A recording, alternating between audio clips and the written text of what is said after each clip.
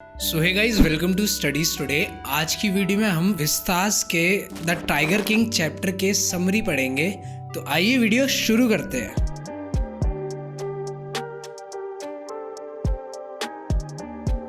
तो ये स्टोरी है प्रतिबंधपुरम के एक राजा की, जो हमारी स्टोरी का मेन कैरेक्टर है और उसी को स्टोरी में टाइगर किंग के नाम से भी जाना जाता है। तो हमारी स्टोरी स्टार्ट होती है जब उस टाइगर किंग का मतलब बच्चे का जन्म हुआ। तो जब टाइगर किंग का जन्म हुआ तो 10 दिन के बच्चे ने पूछा कि मैं कैसे मरूंगा। गाइस देखो, समझ में आ रहा है ये पूरी फिक्शनल स्टोरी है। 10 दिन का बच्चा कोई बात थोड़ी ना करेगा। आगे बढ़ते हैं कि 10 दिन के बच्चे ने पूछा एस्ट्रोलॉजर से कि वो कैसे मरेगा। तो एस्ट्रोलॉजर्स ने बताया तुम्हारी मौत एक टाइगर के थ्रू होगी, एक टाइगर तुम्हें मारेगा। फिर इसके बाद स्टोरी स्किप हो जाती है सीधे जब टाइगर किंग हमारा 20 इयर्स का हो जाता है और उसका नाम होता है जंग बहादुर, जो प्रतिबंधपुरम का अब राजा भी बन चुका होता है। तो उसने प्लान बनाया कि मैं टाइगर को मार देता हूँ और मैं टाइगर को जब मार दूंगा तो फिर तो मैं अमर हो जाऊंगा। तो वो जाता है टाइगर हंट पे। तो टाइगर हंट पे जब वो जाता है तो वो एक टाइगर को मार देता है।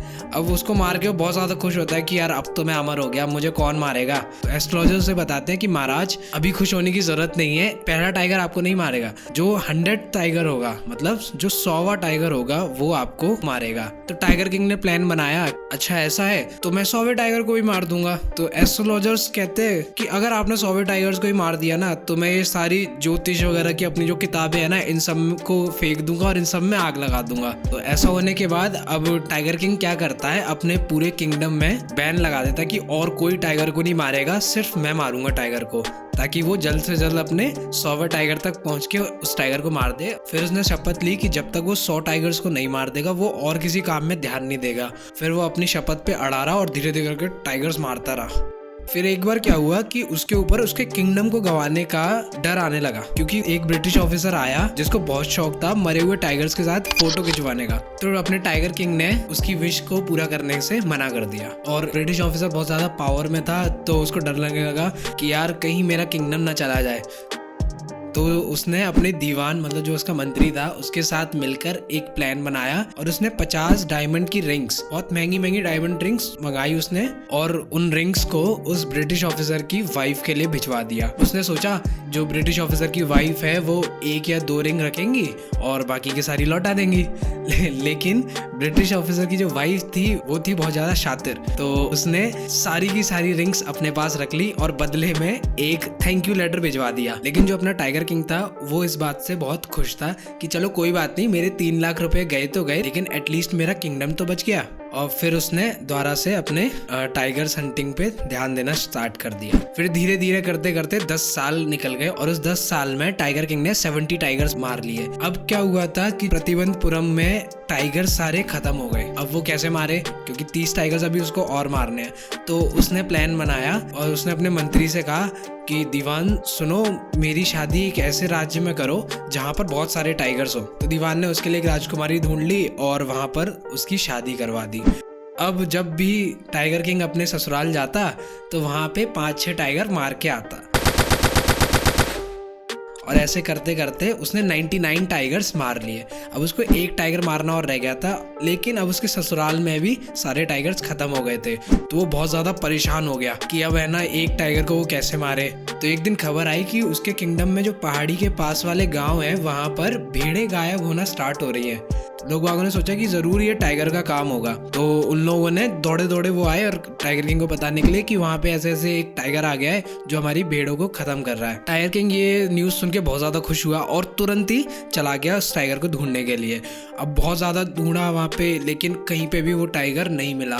तो उसे और ज़्यादा गुस्सा आ गया इस बात पे और उसने अपने दीवान को बुलाया और कहा कि सारे गांव वालों का जो टैक्स है वो डबल कर दो। दीवान ने कहा कि अगर हम ऐसा करेंगे तो हमारा किंगडम भी कांग्रेस की तरह हो जाएगा। अब जब टाइगर किंग ने अपने अपोज में बात सुनी तो उसको और ज्यादा गुस्सा आ गया। तो उसने दीवान से बोला कि जाओ तुम रिजाइन दे दो अपना। अब दीवान ने जब ये बात सुनी तो वो बहुत ज्यादा डर गया। तो उसने क्या किया, मद्रास के पीपल पार्क से एक टाइगर मंगाया और उसको उस जंगल में छुड़वा दिया जहाँ पे जो टाइगर किंग था वो टाइगर हंट के लिए जाता रहता था। अब अगले दिन वहीं पर वो टाइगर घूम रहा था और टाइगर किंग गया हंट करने के लिए निकले तो उसको वो टाइगर दिख गया। टाइगर किंग ने जब उसको देखा तो वो बहुत ज्यादा खुश हो गया और बड़े कॉन्शियसनेस के साथ उसने उस पे निशाना लगाया और जैसे ही उसने गोली चलाई तो जो टाइगर था वो जमीन पर गिर गया। टाइगर किंग इसे देखकर बहुत ज्यादा खुश हुआ और उसने बोला कि इस टाइगर की डेड बॉडी का जुलूस बनाकर पूरे गांव में निकाला जाए, और ऐसा कह के वो अपनी गाड़ी में बैठ के आ गया।